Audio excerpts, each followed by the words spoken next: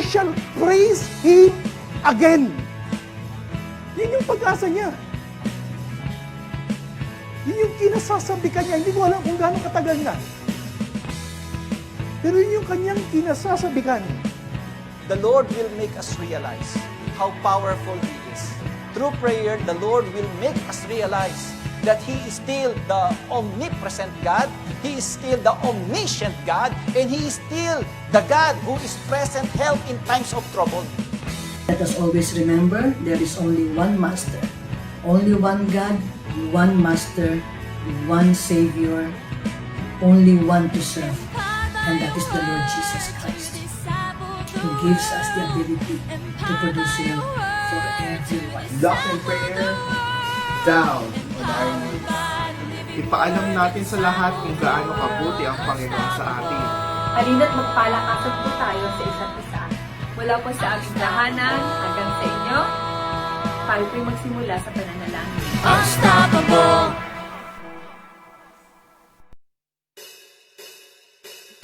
Empowered by the living word to disciple the world. Unstoppable. Mapagpalang araw po sa ating lahat. Ako po si Elder Laila. Ako po ay nagpupulit, nagpapasalamat sa ating buhay na Diyos for giving me an opportunity na mapaglingkuran siya sa mga iba't ibang ministries. Taong 2006, nung ako po ay dumating dito na rin po ako nakakilala. Pinayayaan po ako ng ating Panginoon, ng mga kaibigan at kapamilya na tumulong sa akin sa paglago bilang isang Kristiyano. Nakita ko ang kanilang dedication sa mga ministries na hawak nila, kaya hindi naman po ako nahirapang mag-commit sa mga gawain ng ating Panginoon. After ko po mag-special CGM, ako po ay naging tigasin. Tiga-ayos ng bangko, tiga-bigay ng papel, tiga-bigay ng ballpen, taga-abot ng pagkain, tuwing merong CGM at ganun din po pag merong activities ang function and events. Siguro sasabihin ng iba, kapatid, maganda siguro yung schedule mo sa trabaho.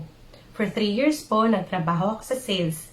Ibig sabihin, busy ang schedule. At ang off ko lamang po ay twice a month. Pero hindi po ito naging hadlang sa paglilingkod ko sa ating Panginoon. Siguro sasabihin naman ng iba, naku sisi, nagawa mo lang yan kasi wala kang maliit na anak. 2008 po, ipinanganak ko si Jed. And after a year, Sister Eve encouraged me to join the prayer ministry. Ako po ay naging prayer ministry head noong 2015. Nagawa ko po ito dahil lamang sa grasya ng ating buhay na Diyos. Naging elder po ako, hindi dahil matalino ako o magaling sa maraming bagay. Tinugon ko lamang po ang kanyang pagtawag and followed his steps gaya ng nakasulat sa 1 Peter chapter 2. Pag tayo po ay tinawag ng Panginoon upang maglingkod sa Kanya, huwag po tayong matakot. Dahil si Lord po ang mag-i-equip sa atin at siya rin po ang magpo-provide ng lahat ng ating pangangailangan. Ang kailangan lang po ng ating Panginoon ay ang ating commitment and availability. Binigyan din po tayo ng ating Panginoon ng mga talents, ng spiritual gifts, at meron din po tayong kanya-kanyang mga skills. Kaya dapat ibalik natin yung the best kay Lord at maging accountable tayo sa lahat ng mga in-entrust sa atin ng ating Panginoong Jesus. Wala po ako maipagmamalaki sa ating Panginoon. Huwag po nating isipin na kailangan tayo ng ating Panginoon. Kahit wala po tayo, magpapatuloy ang kanyang gawain. Natatandaan ko po ang sermon ni Pastor Benji about servanthood. Binigyan tayo ng opportunity ng ating Panginoon na paglingkuran siya, kaya gawin po natin ito with attitude of readiness, humility, joy, and with faithfulness. Naway hindi lamang sa ating mga labi mamutawi ang pasasalamat sa lahat ng mga biyaya na ating mga natanggap at patuloy na tinatanggap sa ating Panginoong Hesus. Maging accountable po tayo sa lahat ng ito at maging desire ng puso natin ang paglingkuran siya at mapapurihan sa lahat ng mga bagay na ating gagawin. Meron po akong pabaon na Bible verse. Ang sabi po sa 1 Corinthians chapter 15 verse 58, "Therefore, my dear brothers and sisters, stand firm. Let nothing move you. Always give yourselves fully to the work of the Lord, because you know that your labor in the Lord is not in vain.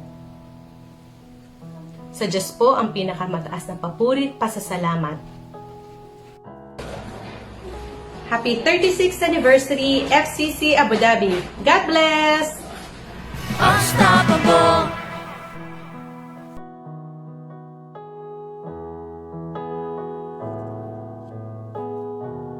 Magandang gabi po mga kapatid, mga kababayan. Saturday night po muli, Bible study time. Magpapatuloy po tayo second lesson po natin sa Book of Philippians. Pero bago yung bukas po na tayo sa panalangin. Amang Diyos na dakila, makapangyarihan sa lahat. Salamat po muli sa isa ng mga pagkakataon na bubusugin mo kami na iyong mga katuruan, na iyong mga salita na siya ipapamuhay namin sa araw-araw. Patuloy mo po buksan na aming mga puso at isipan, ng aming mga mata at tainga upang matanggap namin ng husto at tama ang iyong ituturo sa amin sa gabi nito. Para lamang sa kapurihan ng iyong pangalan, in Jesus' name, Amen. So bago tayo magsimula, makinig po muna tayo sa isang special song number.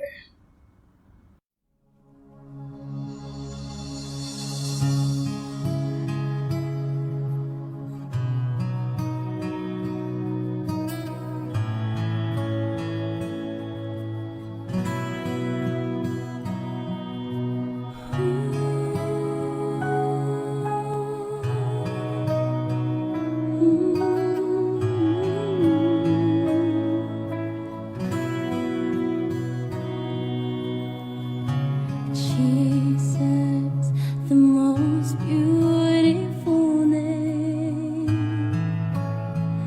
of all names.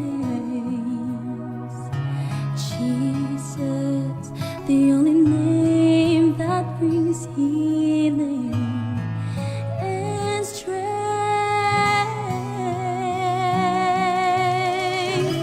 When I speak your name, mountains move, chains are loose. When I speak your name, darkness flees. It has no hold on me. Jesus, the most beautiful name that I know. You're the exalted one, Jesus. You have the power alone. You lift the lonely one, Jesus.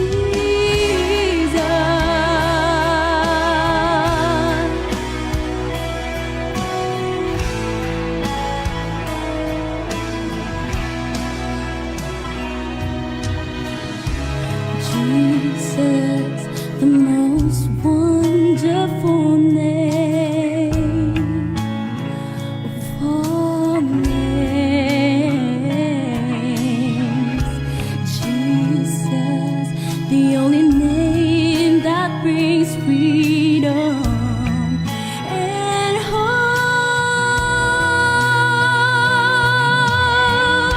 When I speak your name, mountains move, chains are loose.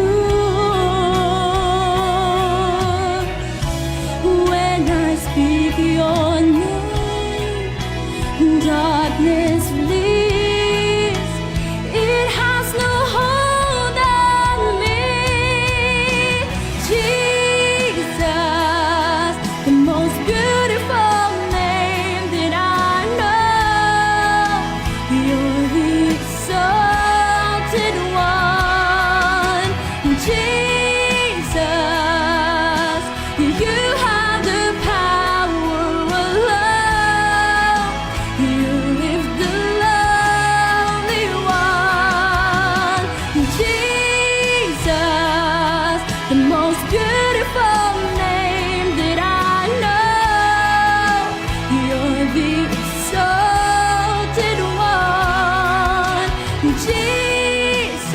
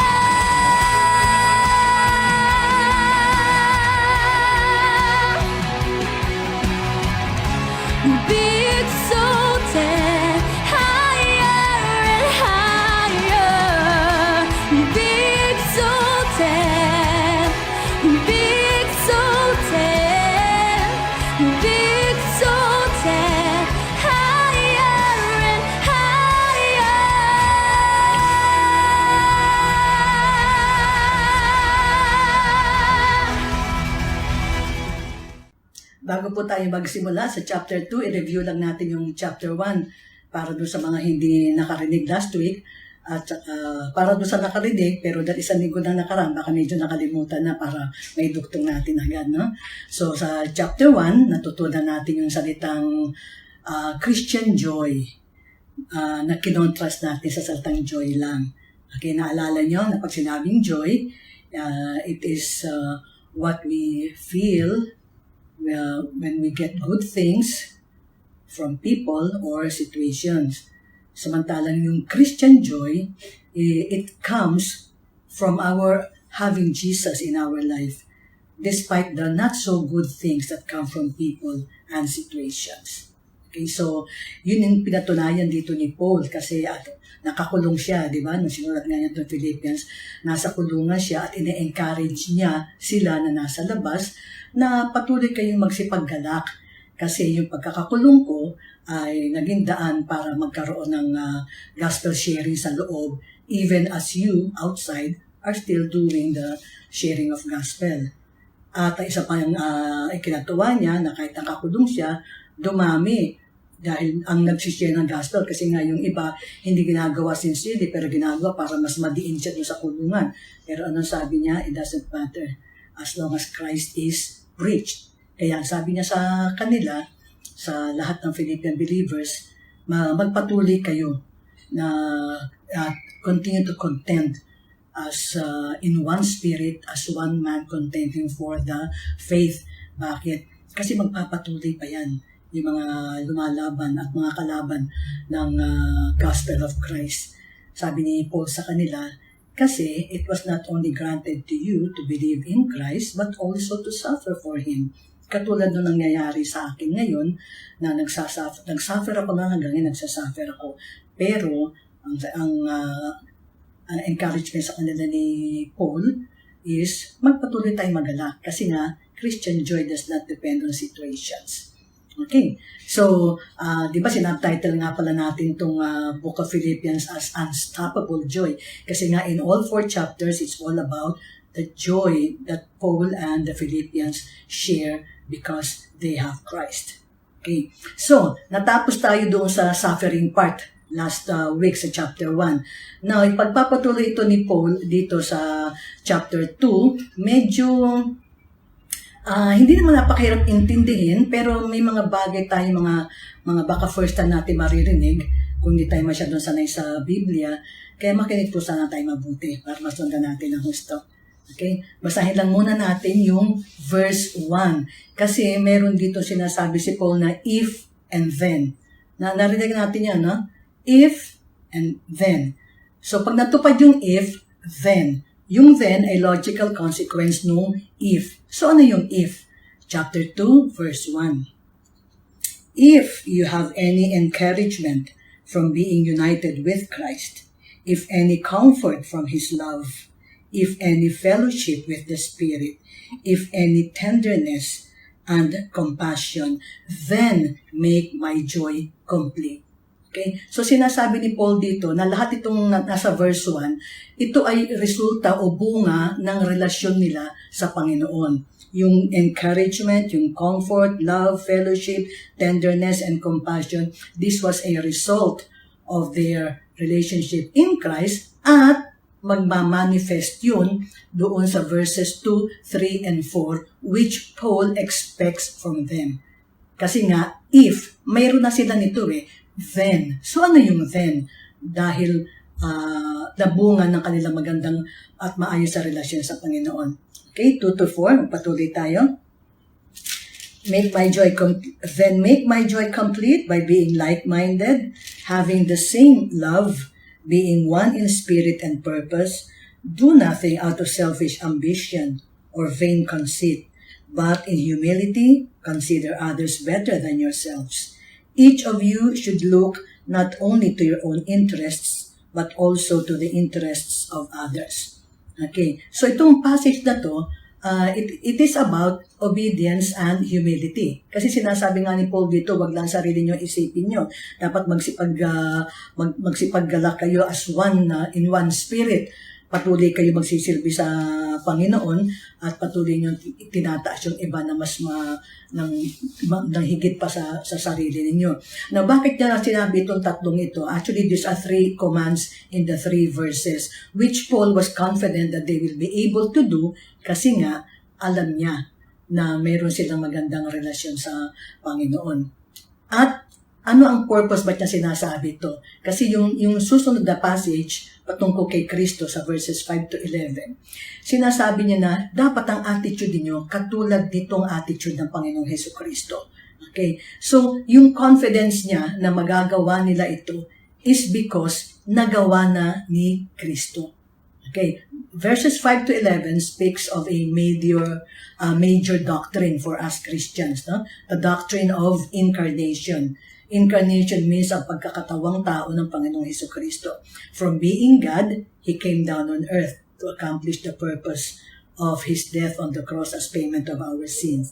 Okay? And He did that in humble obedience to God the Father. Basahin po natin, verses 5 to 11.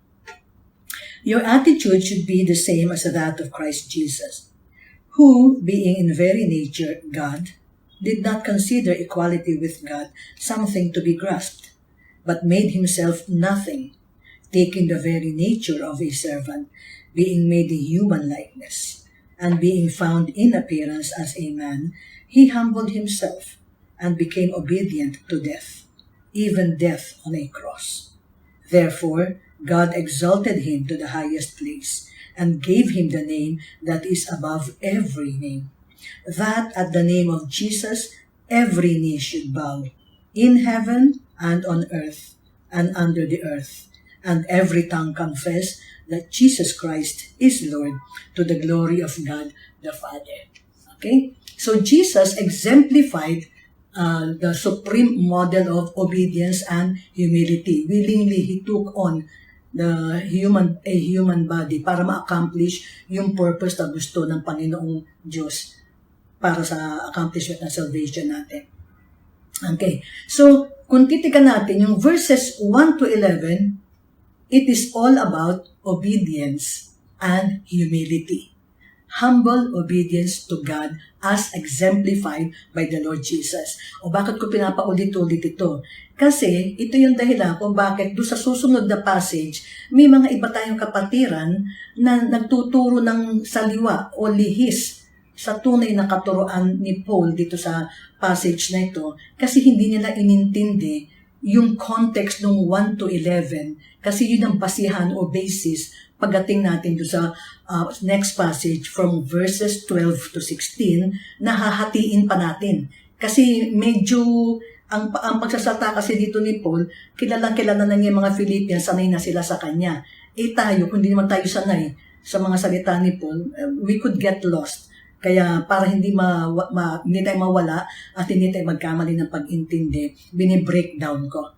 Okay, so with that in mind, basahin natin muna yung verses 12 and 13.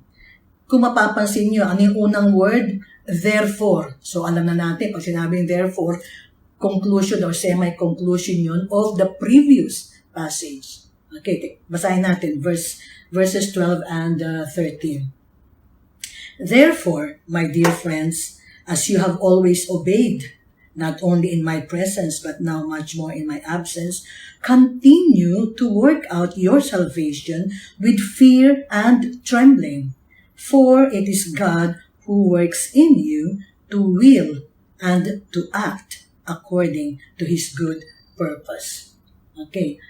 Ang sinasabi ko na medyo parang nasaliwa, nalihis ng pag-interpret ng ating mga kapatiran, they use this passage to justify that we can lose our salvation.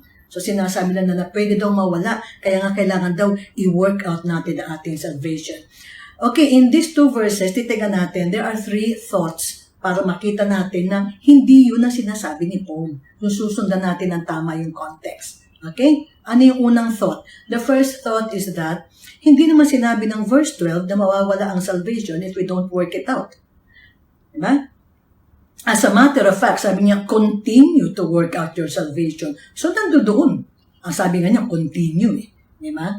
Pangalawa, dahil nga yung context ng verse 12 is obedience, take note, as you have always obeyed, continue to work out your salvation. At yun din yung context ng verses 1 to 11, di ba? Humble obedience to God.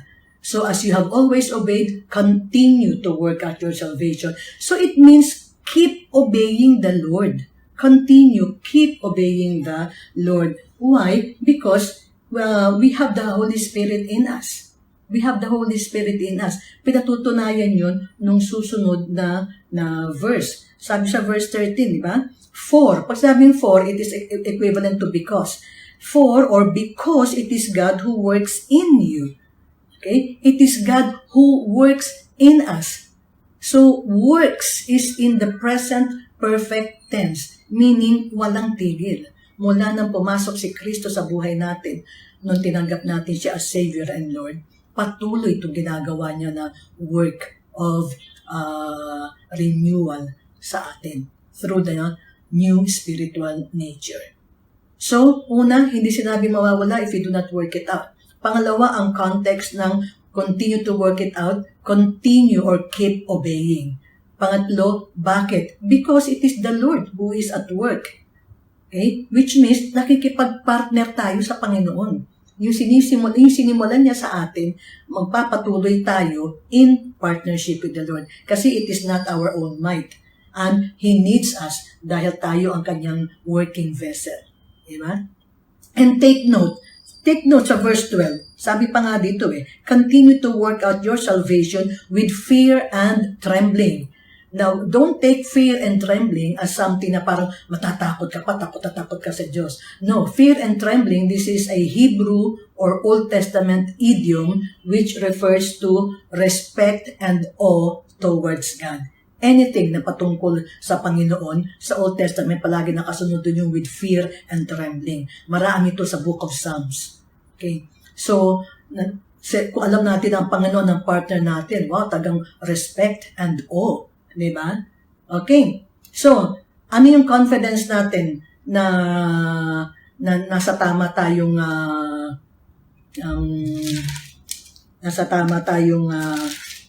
context? Di ba sinabi sa chapter 1 verse 6? Balikan lang natin. Chapter 1 verse 6. Being confident of this, that He who began a good work in you will carry it on to completion until the day of Christ Jesus. He who began a good work in you, He began it and He continues to work. Present progressive, walang tigil. Okay? And He will bring it, kailan titigil? Until we see Jesus face to face. So, hindi yan titigil dito sa lupa. Okay? So, nakita natin na yun yung tamang interpretation nito. Hindi natin siya pwedeng kunin by itself lang. Yung verses 12 and 13, nakakabit yun doon sa context ng 1 to 11. Okay? At hindi lang yun. Napag-uusapan na rin lang ito kasi ito ay tungkol doon sa tinatawag nating eternal security na oras tumanggap tayo sa Panginoon, hindi na tayo mawawala sa Kanya, hindi na mawawala yung salvation na binigay niya sa atin. Kung kukunin natin yung tinuturo nila na pag if you don't work out your salvation, you will lose it, kukontra yan sa ibang katuruan ng Biblia. Now, alam naman natin that the Word of God is perfect. It cannot and it will not contradict other teachings. Okay? Ano yung pwedeng kontrahin ng mga teachings kung paniniwalaan natin na we can lose our salvation if we do not work it out? Tignan natin yung mga famous, yung pinaka-famous na Hebrews 13:5. I will never leave you, I will never forsake you. Kasi nga, continuous yung work niya sa atin, di ba? Okay? How about yung chapter 10 ng John, verse 28? I give them eternal life, and they shall never perish. No one can snatch them out of my hand. Walang sino man makakakuha sa atin sa pagkakalagay ng Panginoon sa atin sa kanyang mga palad. Diba? Kung sino makakaagaw sa atin sa kanya, hindi yun na yung Diyos. Wala na ibang Diyos kundi ang Panginoon, diba? And also, although medyo mahaba, pero tignan natin, Romans 8:38 to 39. For I am convinced that neither death nor life, neither angels nor demons, neither the present nor the future, nor any powers, neither height nor depth, nor anything else in all creation will be able to separate us from the love of God that is in Christ Jesus our Lord. Okay? So walang pwede maghiwalay sa atin sa Panginoon kasi hindi na mawawala yung eternal life na binigay niya sa atin. Secure ang ating salvation. Okay. So sa Bible studies, i-discuss natin yung, I'm sure may questions kayo in your mind na, paano kung namatay na backslider? Paano kung namatay na hindi nakapag-confess? Hindi ba mawawala yung salvation? Abangan ninyo sa Bible studies, ha? Pero hindi kasi yun yung context. Sinusundan lang natin na yung binigay na salvation ng Panginoon sa atin, secure, eternal. Hindi natin siya kailangan tulungan kasi in His sovereignty, He doesn't need our help to secure our salvation. Okay? We just have to hold on to His word na He is continuously at work. Now, why is He at work in us? To will and to act according to His good purpose. What is that good purpose? Ngayon, papasok tayo doon sa verses 14 to 16. Okay po, dito sa passage na ito, ha? Please lang, pakiusap ko. Makinig lang po muna tayo. Huwag muna tayo mag-entertain ng mga questions in our mind. Kasi baka masagot naman in the discussion yung questions niyo. Kasi sabi ko nga sa inyo si Paul sanay na siyang kausap to mga Kristiyanong to. Tayo, hindi tayo kuminsang ganun kasanay sa mga pananalita ni Paul. Kaya pakinggan lang muna natin, ha? 3 verses, pero iisa-isahin natin para maintindihan natin ano yung good purpose ng Panginoon, why He is continuously at work in us to act and to will according to what purpose? Verses 14 to 16.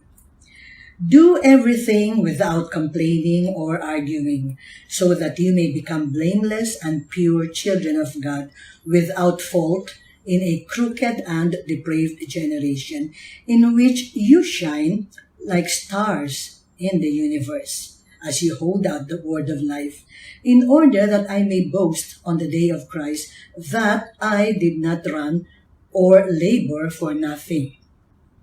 Katulad doon na una kanina, again, there are 3 thoughts here. Okay? Thought number 1, verse 14. Do everything without complaining or arguing. Bakit sinasabi ni Paul, without complaining or arguing, for what purpose? Verse 15.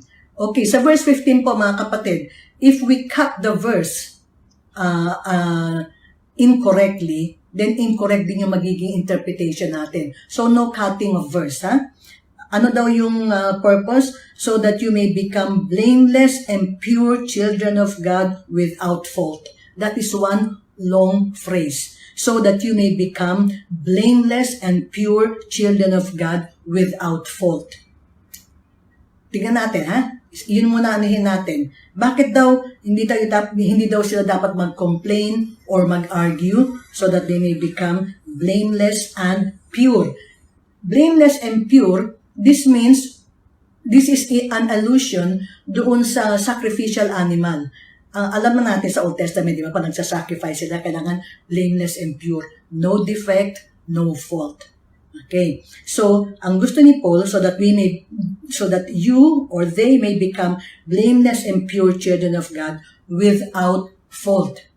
Walang masasabi. So that they may become this kind of children. Hindi sinabing, so that you may become children of God. Children of God na sila eh. Hindi sinabing, so you may become blameless and pure. Kasi you don't become blameless and pure by just by not complaining or arguing. Okay? So, one whole phrase, blameless and pure children of God without fault. Okay? Picture ng sacrificial animal. In a crooked and depraved generation. Crooked. Pag sinabing crooked, hindi pantay, hindi diretso. Ang katuwiran ng Panginoon, God's righteousness is the standard. Dapat tuwid. Crooked, depraved. Kasi, ibig sabihin ng depraved, morally corrupt. Morally corrupt in generation. Hindi sumusunod sa Diyos. Kaya nga sila crooked, baliko. Wala sila nung katuwiran ng Diyos.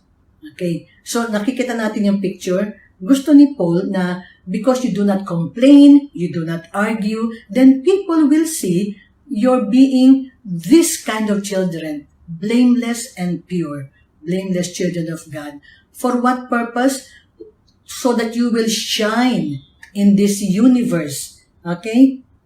As you hold out the word of life. Meaning, as you proclaim, word of life is the gospel, as you proclaim the gospel, nakikita nila how you shine like stars in contrast to sa crooked and morally corrupt generation. Mahirap tanggapin kasi yung sinishare natin na word of life o yung gospel kung hindi naman nakikita sa buhay natin. Di ba? Na water down yung testimony. Kaya nga sinasabi ni Paul, do everything without complaining or arguing so that you may become blameless and pure children of God without fault in this crooked and depraved generation, shining like stars as you hold out the word of life. Yun ang purpose. Okay? Now, these three thoughts, okay, sinasabi ni Paul na may confidence ako. May confidence ako na magagawa niyo to. Bakit? As you have obeyed in my presence noon and more so now in my absence, you will continuously shine like stars. May confidence siya. Kaya sabi niya dito, that I may boast on the day of Christ that I did not run or labor for nothing.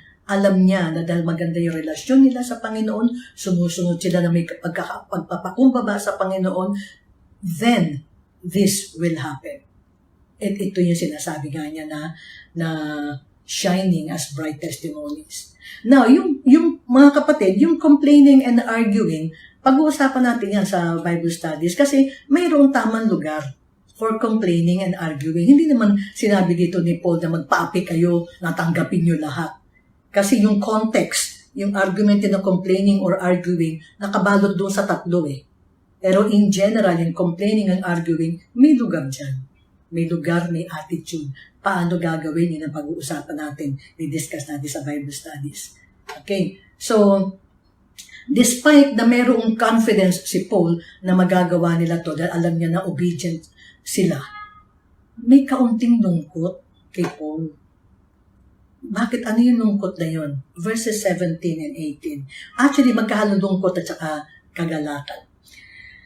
But even if I am being poured out like a drink offering on the sacrifice and service coming from your faith, I am glad and rejoice with all of you.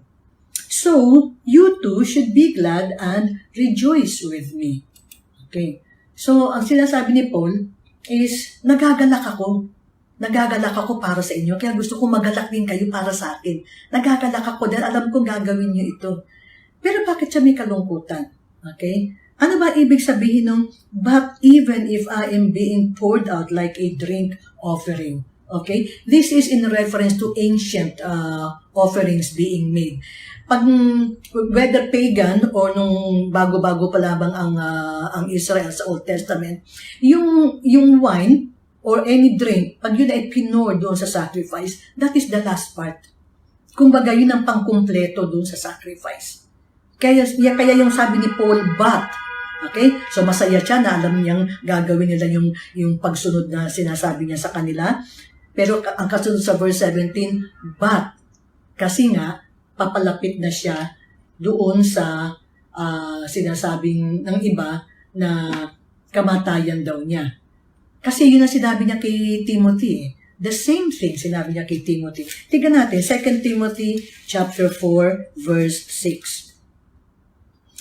For I am already being poured out like a drink offering, and the time has come for my departure. So, alam ni Paul, kasi nga naka-imprison na siya at this point in time at alam na natin matitindi ang mga revelation ng Panginoon kay Paul eh. So, alam na niya na malapit-lapit na yung panahon niya. And yet, malapit na siya ha? And yet, nagagalak siya. Sabi niya, I am glad and rejoice with all of you. Of course, he is rejoicing kasi mission accomplished siya. Alam niya na yung ginawa niya para sa kanila, ito na, nagbubunga. Kaya masaya siya. Okay? Kahit na malapit na yung oras niya. At sinasabi niya sa kanila, magsipaggalak din kayo. I want you to be glad and rejoice with me kasi ang rejoicing hindi dahil sa tao. Ang rejoicing is because of having Christ. Diba? Christian joy nga eh. Diba? So, nakita natin from verses 1 to 18, ang iisa lang ang sinasabi ni Paul. na yung inyong pagsunod na may pagpapakumbaba sa Panginoon, yun ay bunga ng magandang relasyon ninyo sa Panginoon. Kaya ipagpatuloy nyo lang yan. Kahit wala ako, nandyan ako o wala ako, at kahit ngayon na malapit na ako mawala, ipagpapatuloy ninyo ang sinimulan ng Panginoon sa inyo.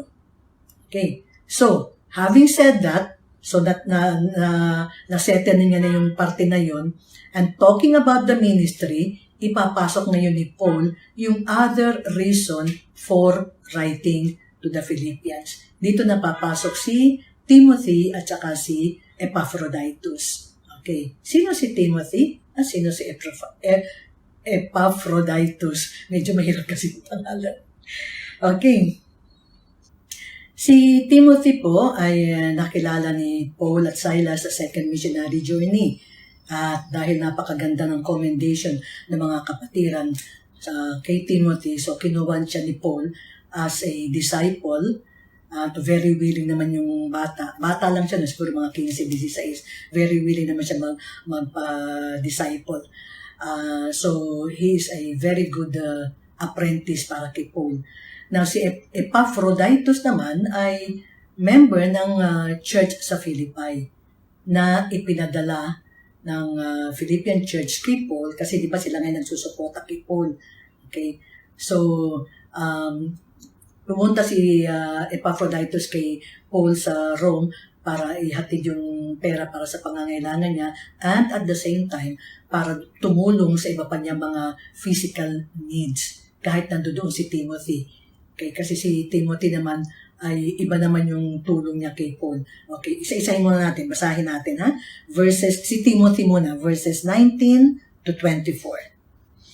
I hope in the Lord Jesus to send Timothy to you soon, that I also may be cheered when I receive news about you. I have no one else like him, who takes a genuine interest in your welfare. For everyone looks out for his own interests, not those of Jesus Christ. But you know that Timothy has proved himself, because as a son with his father, he has served with me in the work of the gospel. I hope therefore to send him as soon as I see how things go with me. And I am confident in the Lord that I myself will come soon. Okay. Aside from being reliable sa ministry, okay, sinasabi ni Paul na proven din si Timothy na mayroong genuine interest para sa kanila. He cares for the Philippian church kasi kasama siya ni Paul nung sa founding of that church. Okay. Pero sabi niya, uncertain kasi yung time ko dito sa jail. I don't know.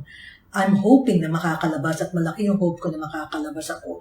Pero hindi niya alam kung kailan. So, dahil kailangan niya ng isang permanenteng makakasama, okay, kaya sabi niya, hindi ko na muna ipapadala sa inyo si Timothy, although I intended to. Okay? So, ang nangyari, imbes na si Timothy, si Epaphroditus ang ipapadala. Now, sasabihin naman ni Paul, okay, although ang major reason is, kailangan niya si Timothy dahil siya nag-a-assist sa kanya directly sa ministry. Yun yung sinasabi niya kanina, he has proved himself in the ministry. So, kailangan niya sa ministry si Timothy as the major reason, but marami pa siyang ibang dahilan kung bakit kailangan si Epaphroditus ang ipabalik niya sa kanila. Okay? So, yun ang titignan natin doon sa next passage. Pero, bago yun, kailangan liwanagin natin na sa isipan natin na hindi second fiddle ang dating ni Epaphroditus. Na ang plano talaga ni Paul ay ipadala si Timothy tapos nagbago isip niya si Epaphroditus na lang. Okay?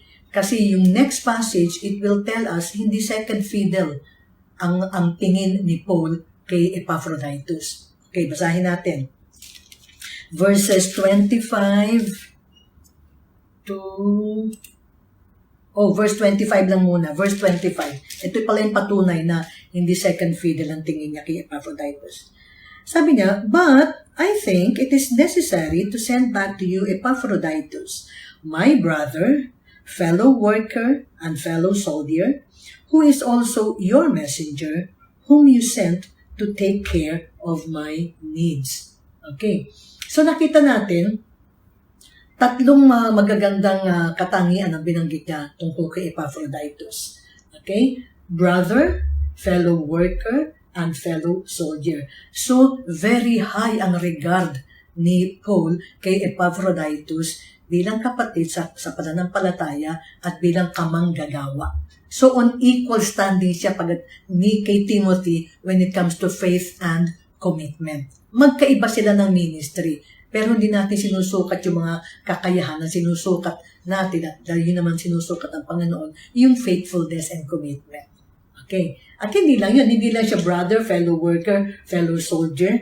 Ano pa daw siya? Messenger. Dahil siya ang tagapaghatid nila. Very reliable siya as messenger. And at the same time, minister. Kasi nga, nag-minister siya sa mga physical needs ni Paul. So, ang dami. At lahat ng ito faithfully and committedly ginawa ni Epaphroditus. So, kapaki-pakinabang din si Epaphroditus kay Paul. So, bakit si Epaphroditus ang ipapadala niya instead kay Timothy? Si Timothy, bali doon sa ministry lang, nakafocus si Paul. Okay? There are a number of reasons that necessitated for the sending of Epaphroditus to the Philippians instead of Timothy. Alamin natin kung ano yung mga yun. Nasa verses 26 to 28. For he longs for all of you and is distressed because you heard he was ill. Indeed, he was ill and almost died. But God had mercy on him, and not only on him, but also on me, to spare me sorrow upon sorrow. Therefore, I am all the more eager to send him, so that when you see him again, you may be glad, and I may have less anxiety. Okay, so ano yung reasons? On the side ni Epaphroditus, homesick na siya sa kanila. Bakit? Kasi church member siya sa Philippi. We don't know kung gaano katagal na siyang napalayo para magsilbi kay Paul. Pero at this point in time, he was really longing for them. So homesick na siya. At the same time, distressed daw siya. Nag-aalala siya. Bakit? Alam na ng mother church niya that he almost died. See? He became ill to the point of almost dying para lamang magampanan niya yung task na pinagkatiwala nila sa kanya. So, nag-aalala siya para sa kanila. Ang Philippian church, actually, nag-aalala din sila para sa kanya. Kaya yun yung another reason na gusto ni Paul na pag na-reunite si Epaphroditus sa kanila, para sila magsisipaggalak. Hindi lang na-reunite, kundi dahil mission accomplished si Epaphroditus, nagawa niya yung pinagagawa sa kanya ng Philippian church. And at the same time, pakinabang ni Epaphroditus, pakinabang ng Philippian church, pakinabang din ni Paul. Bakit? Although hindi niya naman sinabi dito na nagigilty siya, sabi niya, i-spare daw siya ng Panginoon ng sorrow upon sorrow. Kasi, ito nga, napaglingkuran siya, nagampanan yung mga pangangailangan niya, pero at what cost? Almost ikamatay ni Epaphroditus. Siyempre, somehow, nandoon yung may anxiety siya. May anxiety din yung Philippians. Bakit? Kaya nagkaganyan si Epaphroditus, kami nagpadala. Sabi naman ni Paul, kaya nagkaganyan si Epaphroditus kasi ipinadala sa akin. So, yung pagpapabalik kay Epaphroditus, it will relieve both the Philippian church and Paul from anxiety kasi balik na sila sa dati with Epaphroditus. So, for all of these reasons, si Epaphroditus talaga ang dapat ipabalik instead of Timothy. Okay. So, nakita natin na yung mataas na pagtingin ni Epaphroditus ni Paul kay Epaphroditus, that did not stop him from containing him.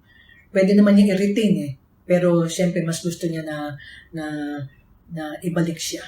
Okay. At ano sinabi niya? May bilin siya sa Philippian church pagbalik ni Epaphroditus. Basahin natin sa 29 and 30.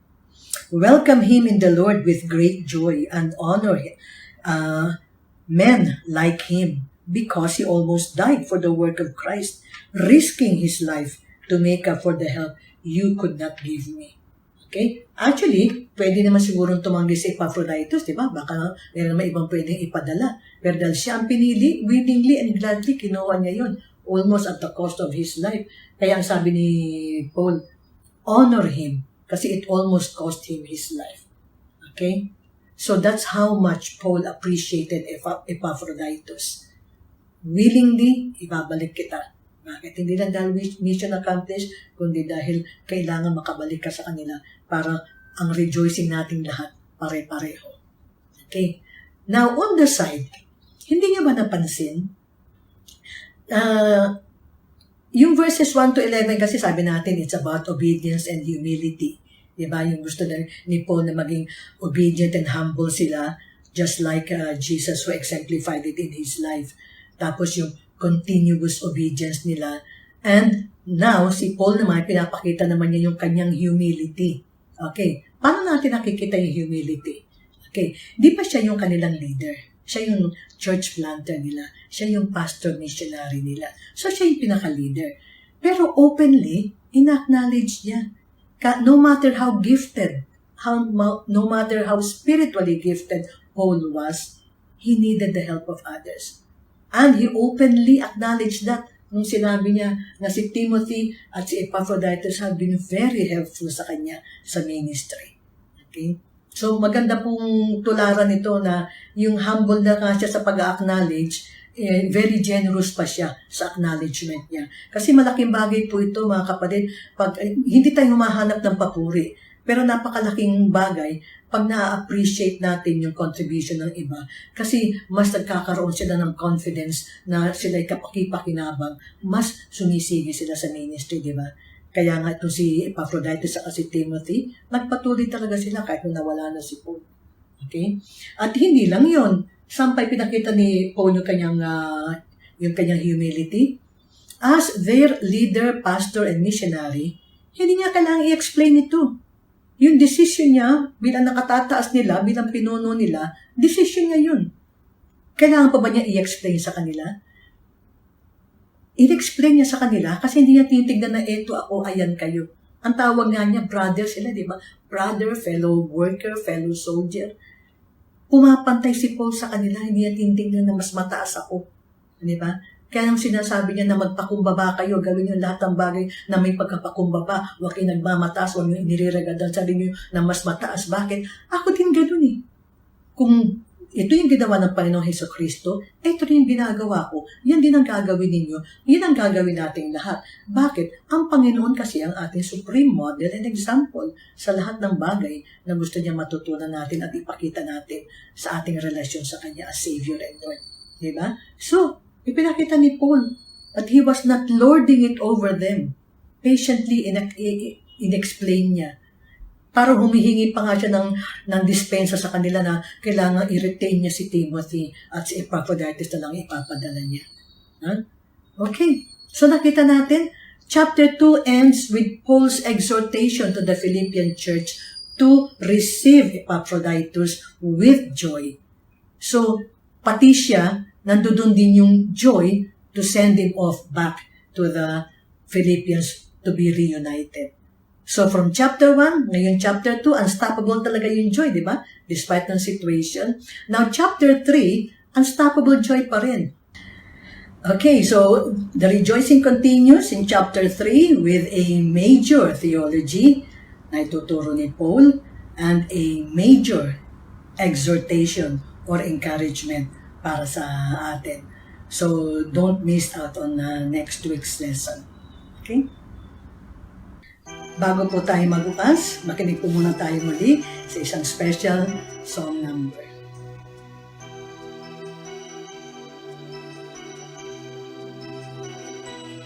Kung nag-iisa at nalulumbay dahil sa hirap mong tinataglay, kung kailangan mo ng karamay, tumawag ka at siya'y naghihintay. Siya ang iyong kailangan, sandigan, kaibigan mo, siyang araw mong lagi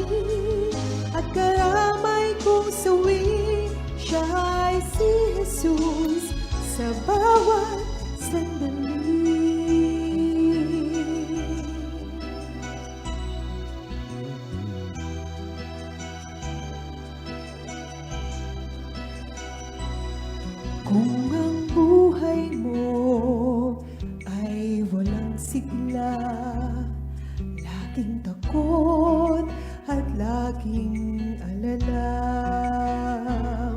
Tanging kay Jesus makaasa, kaligtasa'y lubos na ligaya. Siya ang dapat tanggapin at kilanlin sa buhay mo. Siya noon, bukas, ngayon, sa dalangin mo'y tugon. Siya ay si Jesus sa habang panahon. Kaya't ang lagi ng makatatandaan, siya lang ang may pag-ibig na tunay. Pag-ibig na tunay, pag-ibig na tunay. Siya ang iyong kailangan, sandigan, kaibigan mo. Siya ang araw mong lagi at karamay kong sawi. Siya ay si Jesus, siya ay si Jesus, siya ay si Jesus sa habang panahon.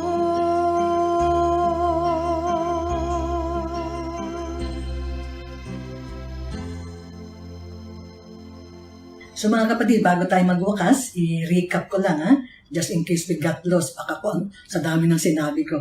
Okay, i-recap ko lang na napakahalaga na tayo ay nag-aaral ng salita ng Diyos para hindi tayo nagkakamali sa pag-i-interpret.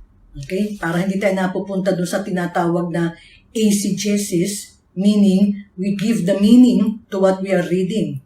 Hindi po yun. Ang tama po pagdating sa biblical interpretation, hindi eisegesis, kundi exegesis. Meaning, we take out the meaning as intended by the writer. Kung sino yung sumulat, siya yung mayroong nais na ipahatid. And we are taking out the meaning, exegeting it, exegesis. Kaya mahalaga po yung nag-aaral ng salita ng Diyos. Hindi porque magaling tayong mag-English, maintindihan natin ang Biblia. Alam natin yun, di ba? These are spiritual words. Okay? So that's another reason bakit dapat lagi tayo nasa Bible studies, nasa worship service, in anything na tinuturo at inihahayag ang Word of God. Mas natututunan na natin ng Panginoon, mas natututo pa tayo sa pag-aaral ng Kanyang salita. Okay? So bago tayo magwakas, bago tayo maghiwa-hiwalay, magwakas tayo sa panalangin. Amang Diyos na dakila at banal sa lahat, maraming salamat po, Ama, sa katotohanan na narinig namin sa gabing ito, na hindi mo kami iiwan, hindi mo kami pababayaan. Yun po yung kalakasan na aming pananalig, na mapatuloy, na siya magpapatuloy sa amin para sa paglilingkod sa iyo. Paglilingkod sa iyo na may kagalakan at may pagpapakumbaba at may pagkakaisa, dahil yun po ang nais mo at yun ang pinasimulan mo sa amin, at in our partnership, patuloy kami magpo-cooperate sa iyo to serve you with commitment, with gladness, with faithfulness, only for the praise and glory of your name alone. We praise you and thank you in Jesus' name. Amen. So mga kapatid, until next week, stay safe, stay happy or joyful, and stay humbly obedient to the Lord. Magandang gabi sa ating lahat.